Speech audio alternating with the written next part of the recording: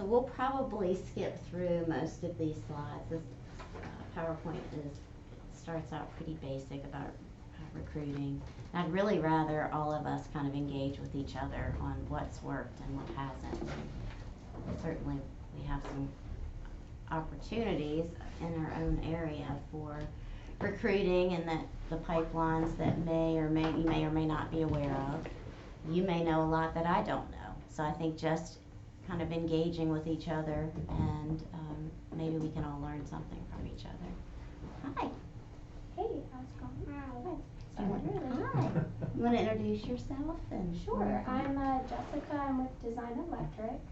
I work with Casey, and I've got an extra partner with me today. Good.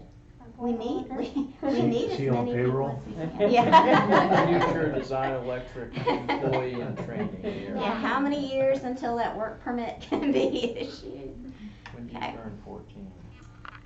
So recruiting, the activity of identifying and soliciting individuals within or outside of an organization to fill your job vacancies.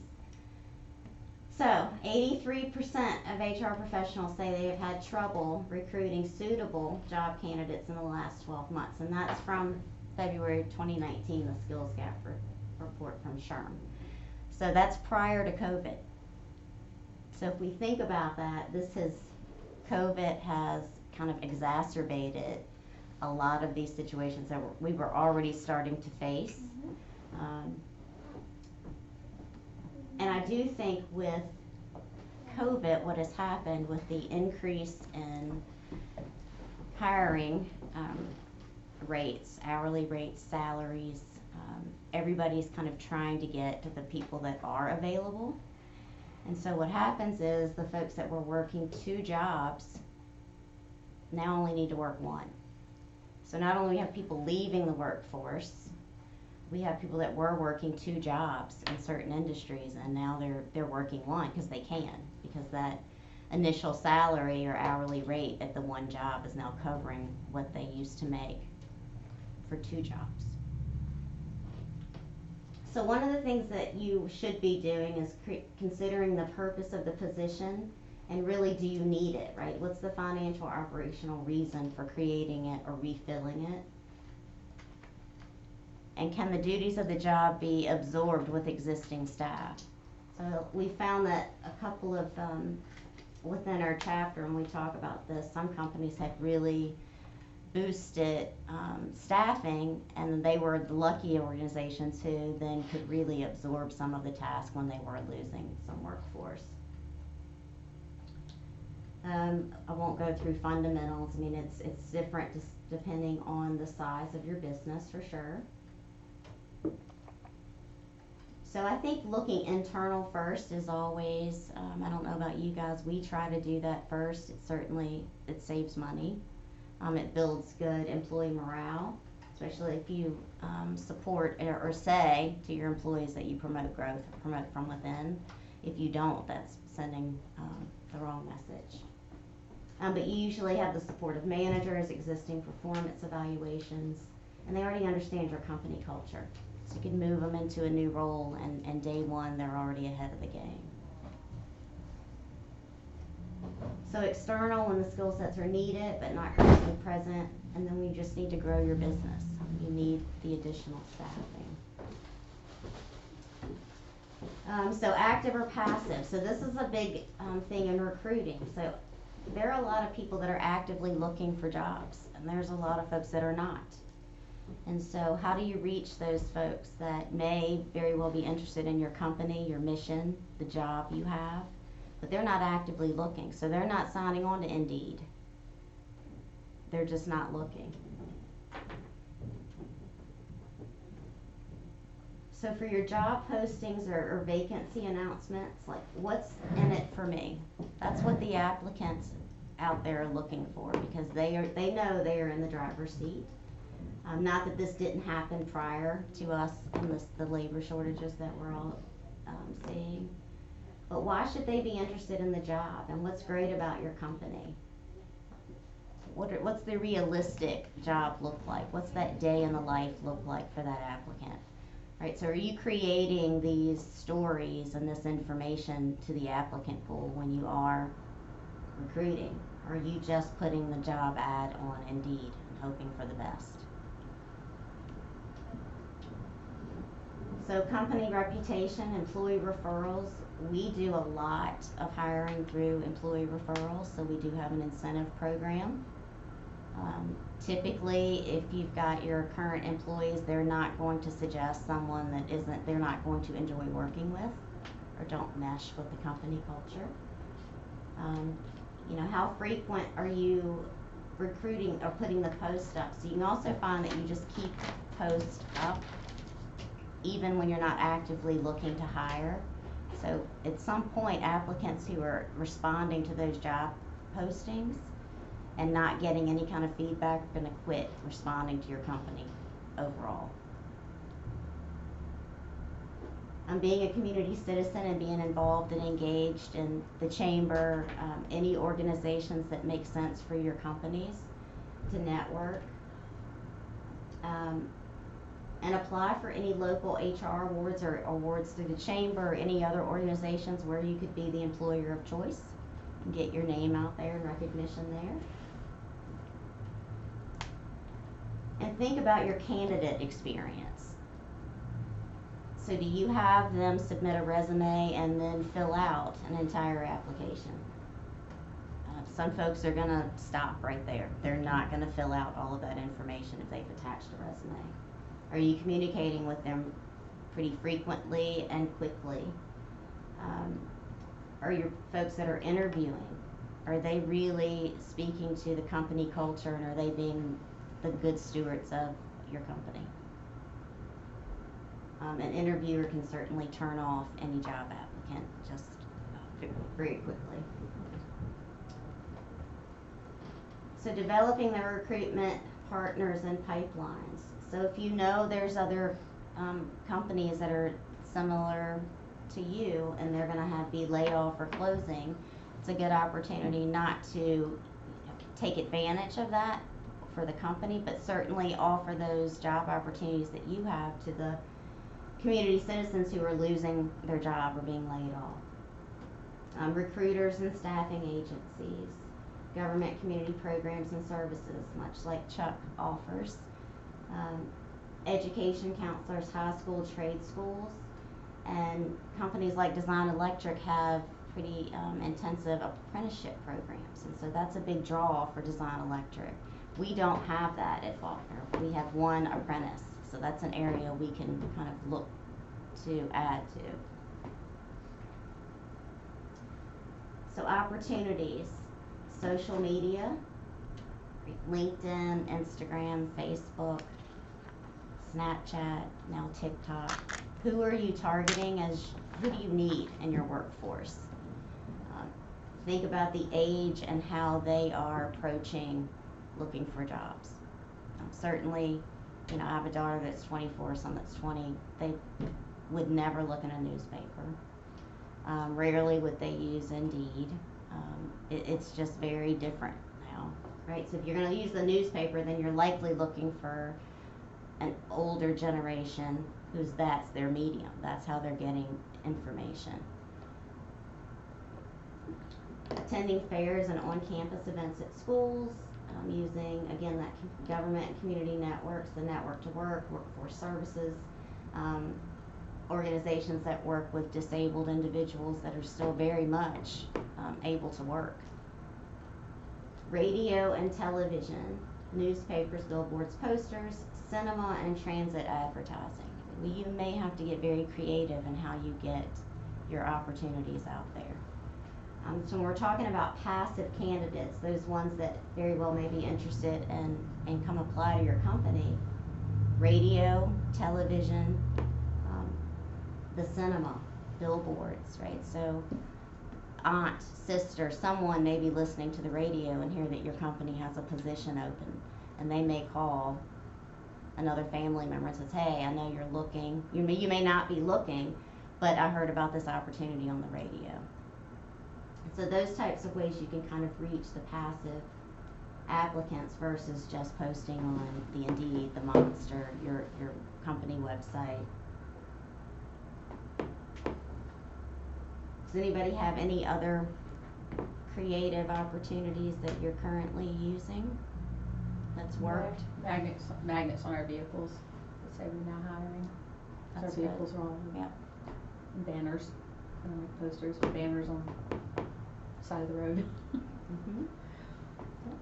Speaking of those passive candidates, the chamber can be a good way to reach those people as well. If you post a job posting with the chamber, something that we notice a lot is that all of our members are organizations, so everybody's already employed, but a lot of people do find their next opportunity through their chamber connections. And so talking about it with other chamber members that you know or with other business people can definitely be a strategy. That's a good option for sure. Direct mailings. I don't know if you guys have seen, but the Hershey plant over in Stewart's Draft. You guys all gotten those? Mm-hmm. A couple. A couple. It'd be interesting to know. I'm likely to reach out to them and just ask how that campaign went, if they're willing to share that information. But they're definitely sending a lot of those out. Talk to your customers, your clients that come in. Let them know that you're looking for to fill positions and what they are. Again, referrals, sign-on bonuses. A lot of us have had to go to offering sign-on bonuses where in the past we may not have had to do that. And the boomerang employees. So kind of speaking to what you guys were talking about earlier, how much do you kind of put up with? And so also, do you take those folks back that have left for a few months and now they're back? Did a good job, but can you do you take them back? Because right now we are trying to fill seats and there's difficulty in finding the people to put in those seats. And then just the different generational communication strategies. Again, do you have text to apply? Are you posting on Instagram? Are you using TikTok? Those types of strategies. So how do we win the war? So an open hiring mindset. So this is where in the past I don't know that we've really focused a lot of our attention on, we're not going to get the perfect candidate that walks in the door anymore consistently. You know, gone are the days usually where you have the 4 or 5 candidates and you're really trying to decide like, oh my gosh, these are the top 4 and they're all great. So kind of backing down on that, waiting for that perfect candidate, one, is going to help. 2, really looking past the barriers that a lot of folks in our community have to employment. So are you willing to, if you're in an organization that has been doing drug testing or background checks, can you and would you kind of reduce those requirements on the applicants? Would you provide them training? So there's a lot of folks out here that may want to come join your company that you could probably provide the training, cost efficient, and bring them onto your team, and you're going to build some loyalty, and likely that's also going to help with retention, right? That you gave them that opportunity and provided some training to them. Anyhow, really think about that marginalized populations and how we can bring them into the workforce, because it helps them and it also helps our businesses. Do you guys have policies on criminal backgrounds and whether you hire people, like, you know, if you're in maintenance, like what happens if somebody has a felon? A felony?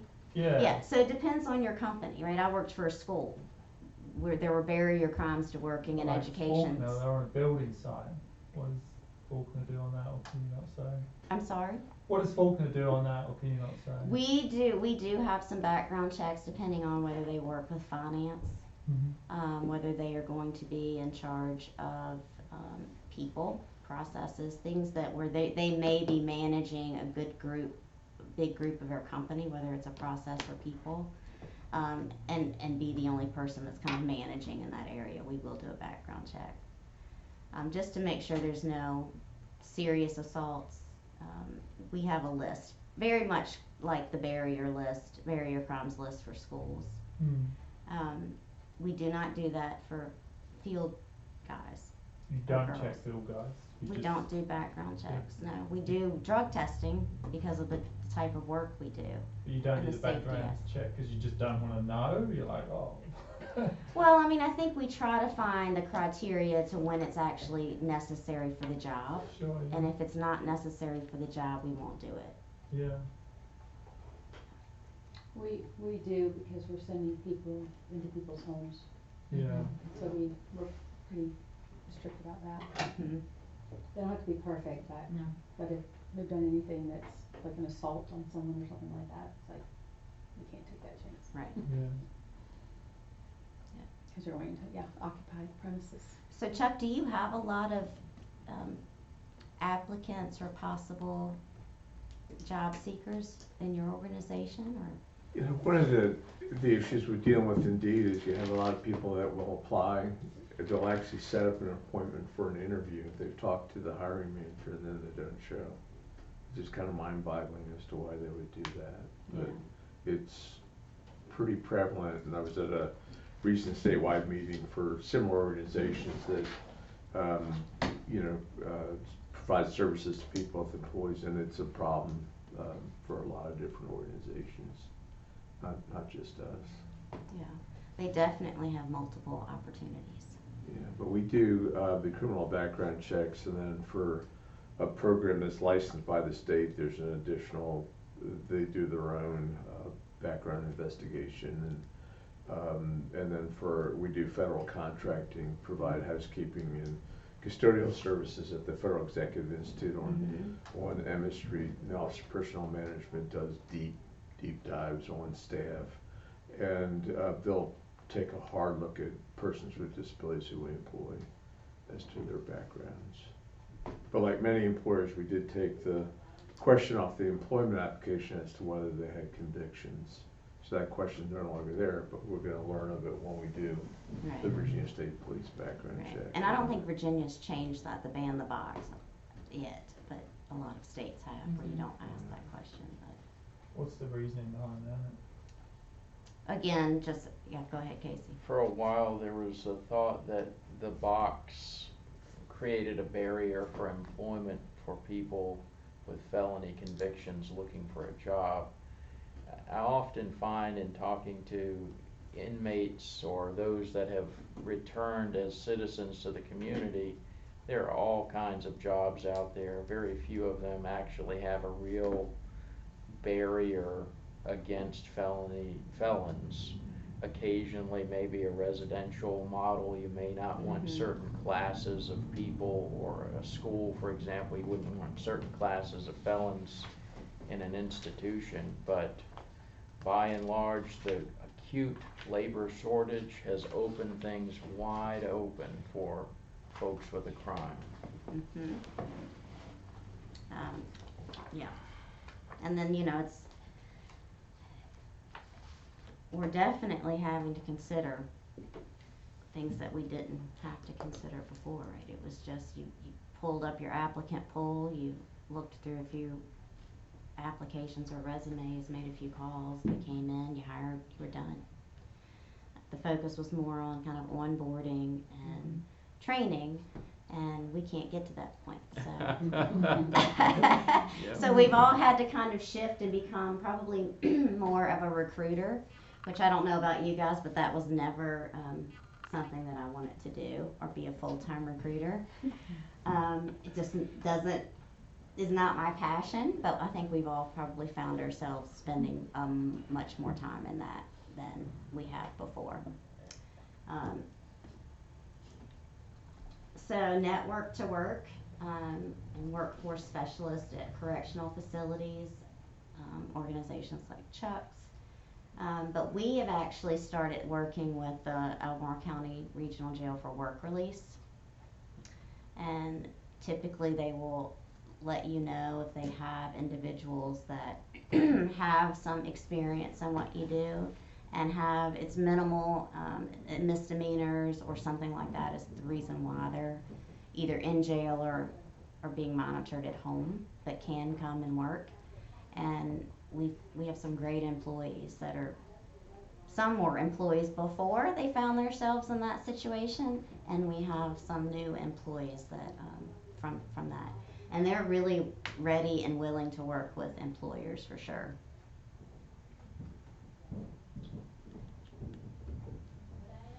So when you talk about attracting workers, we can also see that as, or think about that as retaining them, right? So benefits, what's most important, you can see from this survey, benefits, work flexibility, very low, pay and incentives, 67%, and then those that thought all were equally important. So you need to make sure, if you're out competing right now with others in your industry, have you benchmarked your benefits? Are they allowing any work flexibility that you're not? Whether that's, and it doesn't have to be remote work. I mean, can you job share? You may have folks that are looking for part-time work and not full-time. You need a full-time job covered, but maybe you could job share.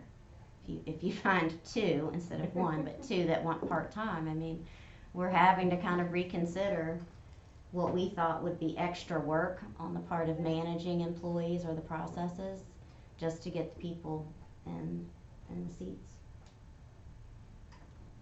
Do you feel like you guys have checked or benchmarked any of this, and that it would be helpful information to you? I think you're pretty much preaching to the choir here. It's not that any one of these slides you showed us is just an island in and of itself, but all of them have been equally important and relevant to the little world we operate here in Charlottesville and Virginia. Sure. Well done. So low-wage workers more worried about making ends meet, their physical and mental health and financial wellness. And then your higher wage workers are most worried about their health, work-life balance, and personal fulfillment and purpose. So when you're trying to look at that applicant pool and tell your applicants what your story is, who you are as a company, you really have to have two different stories there. Or the different chapters within that book of what your company is about.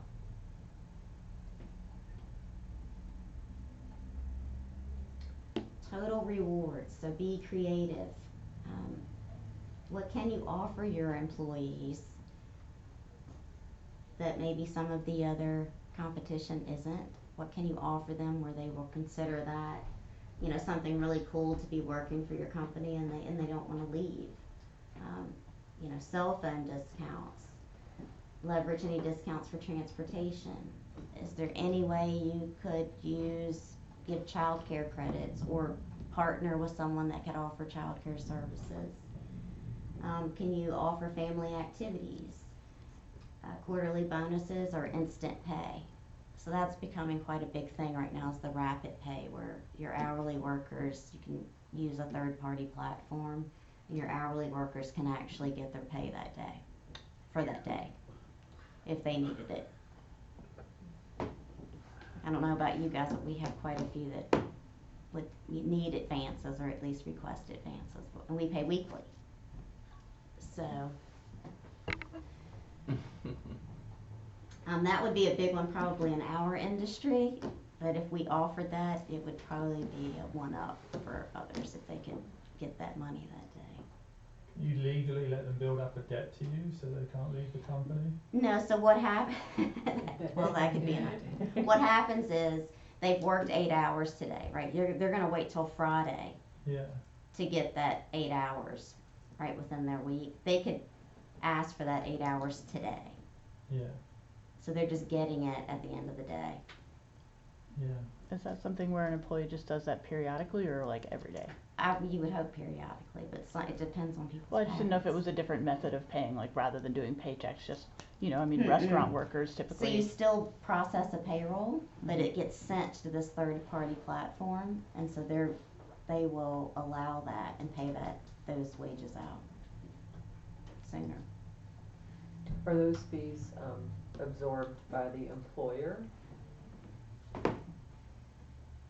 You could probably pass that along, but for most employers, they're gonna offer it, they're gonna pay for it as a benefit.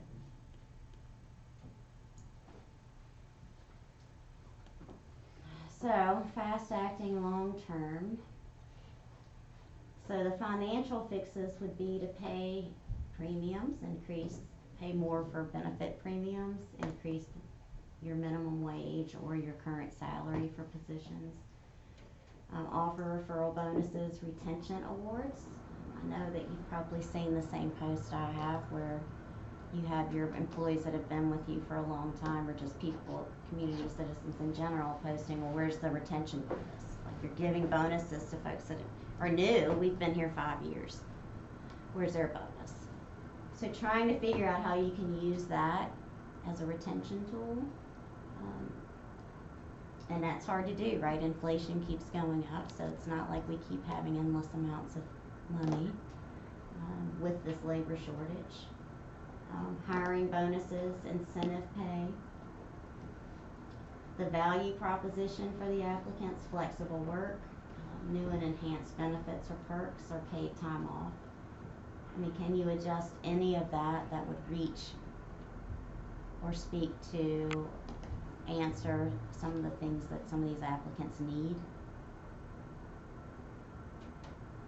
Sourcing strategies, so strategic workplace planning, new pipelines, identify transferable skills, and career pathways. Letting those folks know that come into your organizations maybe at entry-level positions, like where their next step is and how they get there and how long it's going to take them. Staying engaged with them, providing training so that they can grow. There's lots of opportunities and grants through the state that I know Piedmont Workforce Services, we've worked with them quite a bit to provide some training, and there's some really good grants out there right now. And would you want to speak to any of that a little bit, or no? You don't have to. You don't have to. No, but I know that Christy and John have really been working hard on getting grants, and I know like Fast Forward is that it comes in 3 parts. If someone completes the program, then it's completely paid for, as long as they complete the program, but they do have to kind of say that they're going to, if they don't complete, that they are going to be held responsible for the funds. So I think like the Commonwealth pays for the first, I think it's like, it's in thirds, so the Commonwealth pays for the first third, the school pays for the second third, and then the third is once everything has been submitted and their grades are finalized, and the Commonwealth pays for the third. Yeah. So I mean, if you had a group of employees that you wanted to provide that certain training for, that like Piedmont would have as an offering, you could help establish kind of that initial meeting, help them with the paperwork, and provide that training at little or no cost really to you as the employer. Yeah, there are all kinds of classes. You were talking about grow your own. I mean, we have someone that we just recently hired right out of high school, and he wants to do HVAC, so we have a class for HVAC, and we're going through professional development and paying for that class for him, because we need those skills, because we have one person that kind of has us over a barrel. So, I mean, we kind of have to do kind of what he wishes, because, he knows that he's got the skill set, and it's very difficult to find these days. It is. Casey, do you think that we're starting to see kind of a change in momentum, where it's more positive towards trades? Oh, I think we have. Yeah. With that said, the deficit in the construction industry is going to last, the projection is at least till 2030. Yeah. But is government, education, commerce all working to change that perception in the skilled trades being more attractive to work in? Absolutely. This slide here illustrates some of the things that are being done to change the perception. They're improving pay, benefits, life-work balance, all of these things to try to round that bend. Mm-hmm. But as we all know, just due to the age of the population in this country, there just aren't but so many people available to fill those slots. So we just have to keep pounding the pavement like you're doing, and many of us here in this room are doing.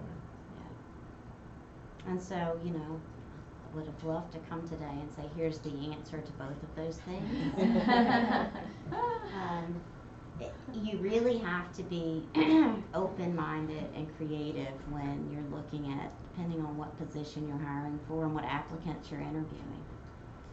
I mean, if you can find a way to answer what they need to make that proposition for them, that value proposition for them work, it looks different depending on who you're interviewing, what their needs are. And so trying to meet those individual needs is difficult. One, you don't want to create discriminatory practices in doing so, but you definitely want to see like how far can you go in responding to like individual needs, and what is the cost, right? When you have these employees that you're saying, how long should we hang on to them when they take the 2-hour lunches? You know, there's calculators out at SHRM, that SHRM.org, that will tell you what the cost of replacing an employee is, and I'm sure you guys probably know that. It's usually about 25%, I think. But how much do you really put up with, and is it toxic enough that you're losing 2 or 3 other employees because you're allowing that one employee to take 2-hour lunches? So you just have to figure it out and balance where you are in your own company and what's happening there. So that was kind of the end of the slides, and I thought we could kind of just talk about as a group and maybe help each other out, or is there any questions you have that I have a group couple discussion? of questions. Mm-hmm. Just out of curiosity, as a group, who has tried using like a recruiting firm, and what has been your experience if you have? Is one question I was just curious about. So we definitely, we tend to use a recruiter more in North Carolina for some reason. I don't know why that is. What was that you said? We tend to use a recruiter or recruiting firms. For some reason for us, we use them more in North Carolina, but we will use them even for pipe foremen. I mean, like, there are recruiters specific to pretty much any industry you work in. It's fairly expensive, but again, if you're looking, you know, depending on what your need is, I mean, for us, sometimes paying that recruiter fee to get somebody in that's been partially vetted already gets them in quicker. We can get the job on schedule and get it going. Does anybody else use recruiters? We have a little bit, like more with the temp to hires. And it's worked okay. Yeah, even they're having a hard time right now. They're having, yeah. Like, send us people. Yeah. We maybe have one this week. Yeah, so I mean, in the absence of, you know, humans to fill the seat, it may be a really good time to make sure that, you know, all your current employees are gainfully employed. You don't want to overwhelm them, but make sure that no one's sitting around the plate not being full. And tighten up there and be as lean as you can, but also not so much that you're not retaining your employees. I mean, it is definitely a huge balancing act. My second question, just to get, you know, feedback from the group on what's worked for you, and so I do marketing at Design Electric, and one of the meetings I went to where companies kind of came together, at one of the feedback I heard was, don't use the word career anymore as much, because younger people don't really vibe with that. They're more like experience, growth, flexibility. So we haven't gotten that many applications come in from social media posts, but I try to use those words on what we put out. And I just wanted feedback on, you know, from the marketing perspective, maybe what some of you have tried, and if you've noticed more, you know, likes or feedback on certain words than others, or certain types of posts than others. Does anyone want to start with that? Does anybody use social media? How many of you actually post on social media? Do you use it for, do you post your jobs or just kind of what's going on? Is it frequent? How often does she? Not too frequent. Mm-mm. I think because we haven't gotten much out of it. Yeah. Yeah, it's hard to. to. Yeah. So I think using those terms do matter depending on who you're searching for in Yeah. your applicant pool, for sure. Mhm. And it's interesting, we're gonna have a panel at our annual conference next week, a generational panel, that we really are gonna ask these questions to, because you'll read a lot sometimes about a certain, Gen Xers, millennials, and you'll read a lot about, well, this is what they're about. And then when you have them in your life or around you and you talk to them in person, you're not always getting the same information that you're reading. Yeah. And so I'm actually very interested to see on that panel the questions we will ask related to how do you look for work?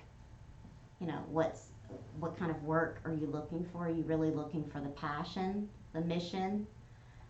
Because they're not looking for a career. They're changing jobs every 2 to 3 years. Yeah. So That would be interesting. career does not, they don't hear that the same way I would hear that. Right. So I do believe that probably will end up working. You may not see it quickly. But it's definitely, we've got, 5 generations in the workforce right now, what they're saying? Thereabouts, yeah. Mhm. So really know who you're looking for if you're targeting, if your position is really looking at a certain demographic, think about how and where that demographic eats lunch. Where do they read the paper? Where can you go that gets you in front of that demographic? And so we have, we do these cards with the QR code that takes you right to our website, and we all have them. And when we're out doing dinner as a team, like when I travel, I'm recruiting after 5 o'clock. I'm like, here you go. Have you heard about Faulkner? What kind of work do you do? It's never ending, and I don't want to be a recruiter, but I am. That's a great idea. It becomes part of who you are. Yeah, so I like to talk to people, but not necessarily about all of that all the time. And then, you're constantly selling your company and your story. And so I think that's really important too, is are you really sharing who you are? Like, what are the unique things about the Ivy Group? Or what are the unique things about being there as an employee? Are you sharing that? Are you getting that message across? Because you do have folks that are looking for not the dollar necessarily, that's certainly important, but they're also looking for that connection to what matters to them and what they're passionate about.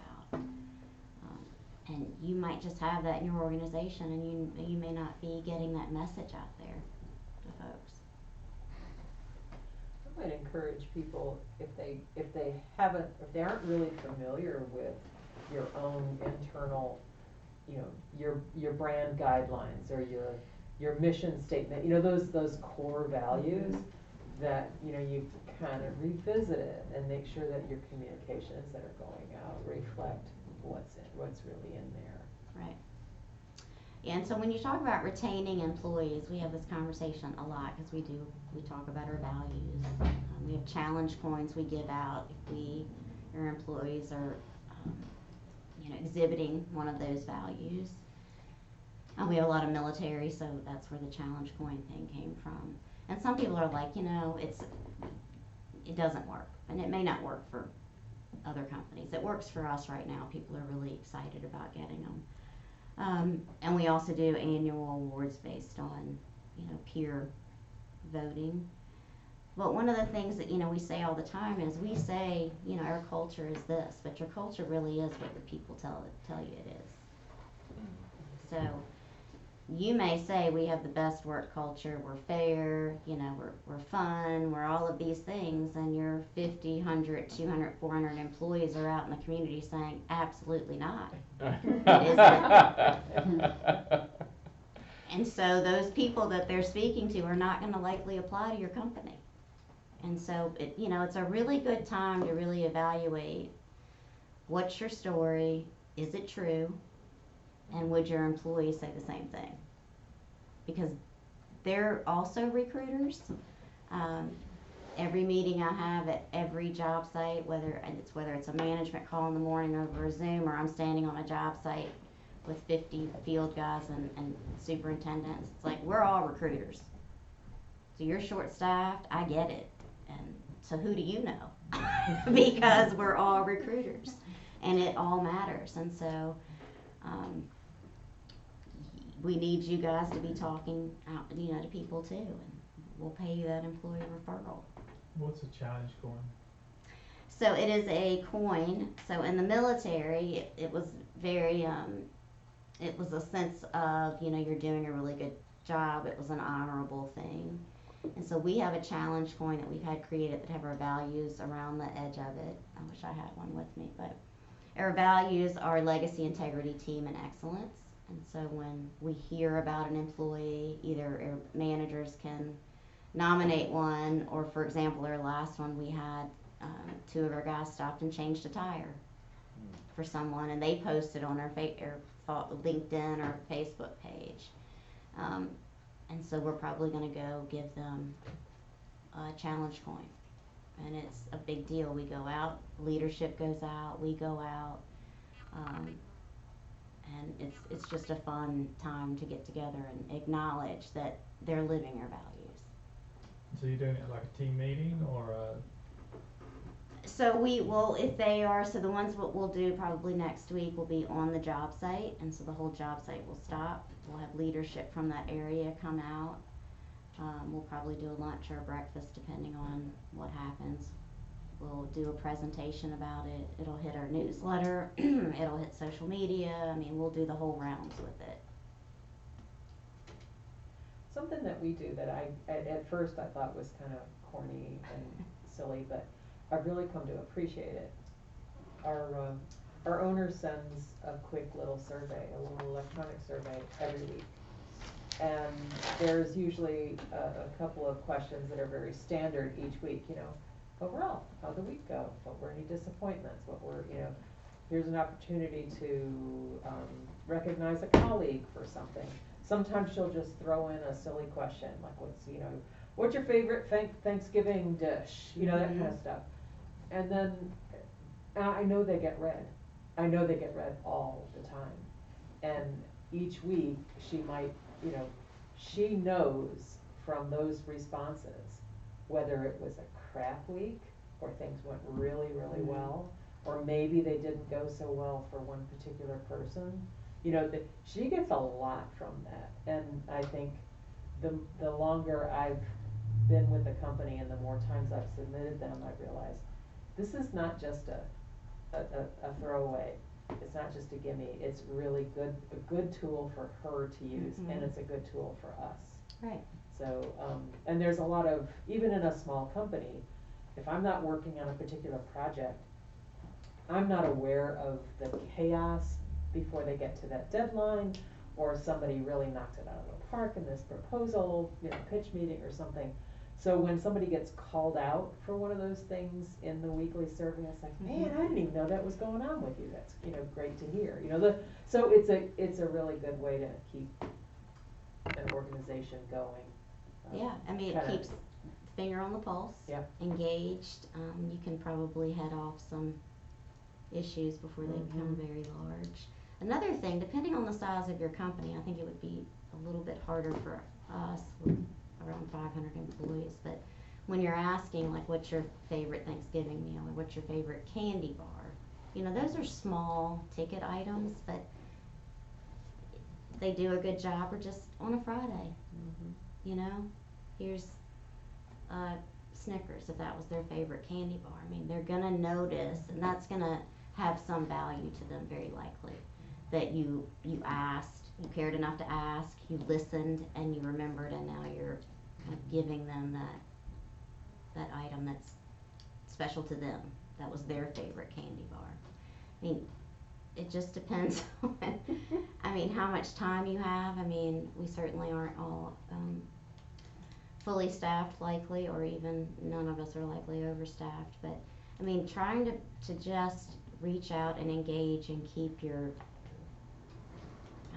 relationships, building those relationships with your current employees are going to be really important. Well, having come from a workplace that was really, really toxic and a lot of, you know, and going to this, wow, this is really cool. This is a really good working relationship with the team. Mm-hmm. And so I've seen both sides. Yeah, and I mean, so, you know, that's speaking to what you value, right? So you're likely to want to stay there. They're likely to retain you more easily than somebody who really doesn't care. They come in, do their job, that kind of doesn't matter to them, doesn't serve any purpose. They, you know, I'm not at work to make friends or be kind. I'm do my job and I'm going to go home. So, anyhow, well, we're about at 1 o'clock. So, like I said, I'm sorry I didn't have the answer to either of those things. You guys gave me an hour to give you the answer, and I don't have it. I have some options, right? We have, hopefully you leave with something new you can try. And, you know, I would suggest if you're interested in Charlottesville SHRM, it's a partnership with Chambers. I should certainly mention that. But we meet once a month, and it's certainly a good way to kind of just talk and build your network, so that if you do have a question about something, you can send somebody a quick email.